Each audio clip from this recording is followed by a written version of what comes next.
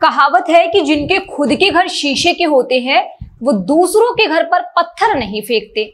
और अब यही बात बीजेपी नेता ब्रजभूषण सिंह ने नगीना सांसद चंद्रशेखर आजाद को याद दिला दी है। इन दिनों चंद्रशेखर आजाद की रोहिणी घावरी के साथ प्रेम कहानी के बाद धोखा देने के किस्से चर्चा में हैं। अब होना क्या था, जिस तरह पहलवानों के साथ यौन शोषण के मामले में ब्रजभूषण के खिलाफ चंद्रशेखर के तेवर देखने को मिले थे, उसी तेवर में अब ब्रजभूषण सिंह नजर आ रहे हैं।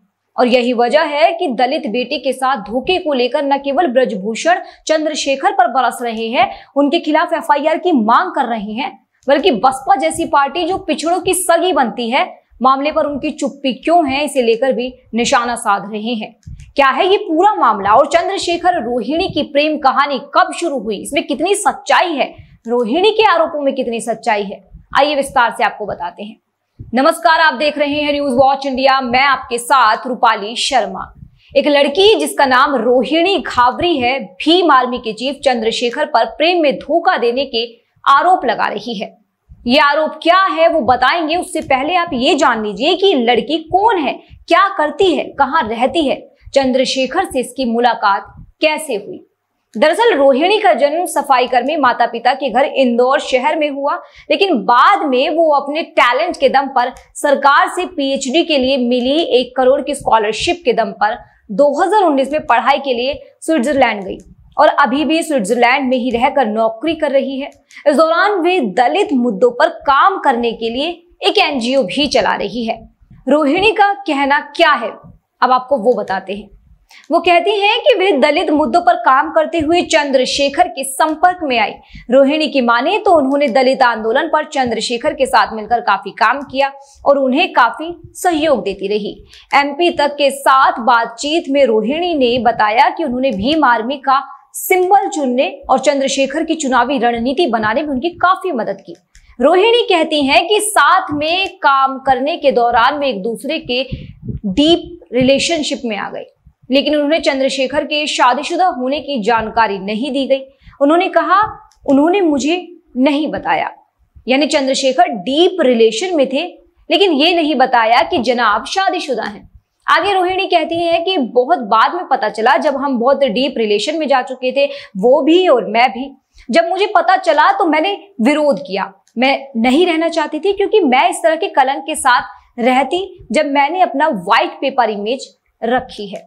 रोहिणी ने कहा कि जब उन्हें चंद्रशेखर के शादीशुदा होने की खबर पता चली तो वो ब्रेकअप करना चाहती थी, लेकिन तब चंद्रशेखर उन्हें मना कर रहे थे।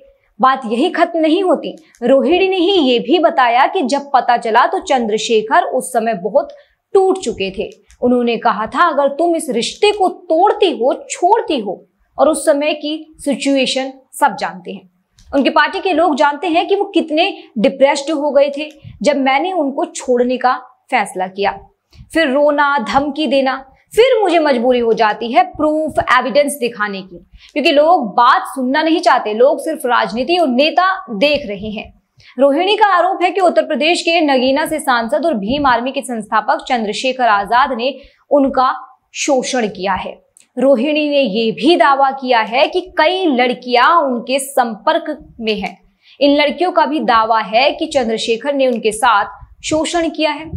अब आपको ये तो समझ आ गया होगा कि इस वक्त सांसद साहब एक लड़की के नहीं बल्कि कई लड़कियों के साथ शोषण करने के आरोप में फंसे हैं, जिस पर वो सफाई तो देना चाहते हैं लेकिन सफाई देते नहीं बन रही।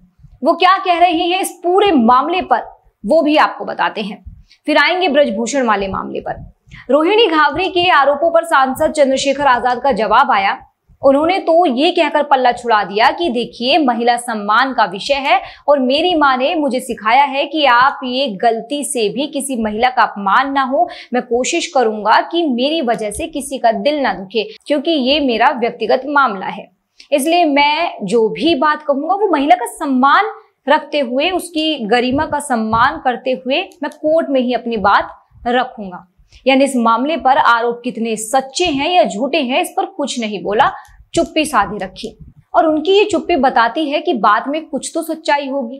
खैर, आरोप सिद्ध होने तक हम कुछ भी नहीं कह सकते। चलिए अब आपको बताते हैं कि ब्रजभूषण सिंह पर क्या कुछ इस मामले को लेकर उन्होंने कहा है, पहले आप सुनिए। देखिए, मैंने खुद ये बयान सुना था और उन्होंने कहा था कि समाज अगर उनको अनुमति दे तो यानी मुझको वो बिश्नोहरपुर से खींच कर ले जा सकते हैं, बिश्नोहरपुर से खींच कर ले जा सकते हैं। लेकिन समाज ने अनुमति नहीं दिया, इसलिए वो हमको छोड़ दिए। आज पूरा देश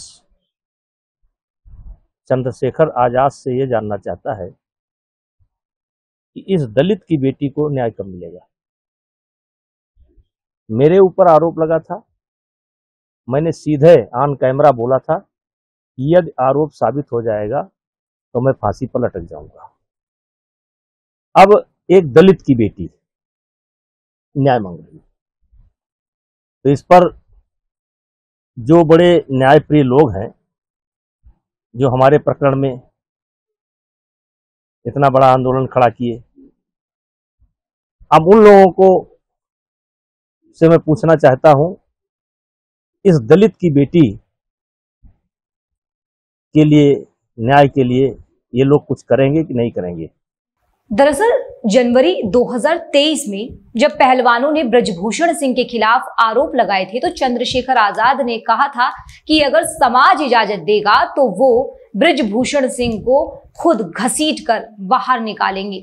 अब इस बात को याद करते हुए ब्रजभूषण ने कहा है कि आज मैं उनसे पूछना चाहता हूं, मेरे मामले में एफआईआर दर्ज हुई, मैं न्यायपालिका का सम्मान करता हूं, सच सामने आएगा। तब भी मैंने कहा था कि अगर एक भी आरोप साबित हुआ तो मैं अपनी जान दे दूंगा। तब वो कहते हैं कि अब मैं नगीना सांसद से पूछना चाहता हूं, अब आपकी वो हिम्मत कहां है। तब जाट बेटियों की बात थी, अब दलित बेटियों की बात है। क्या अब वह मीडिया के सामने बोलेंगे? उन्हें क्या कहना है? क्या उन्हें लड़कियों के आरोपों का जवाब नहीं देना चाहिए? ब्रजभूषण ने चंद्रशेखर पर दोहरे चरित्र का आरोप लगाते हुए कहा कि जब मामला जाट बेटियों का था तो वो खूब बोले, जब दलित बेटियों की बात है तो वो खामोश है।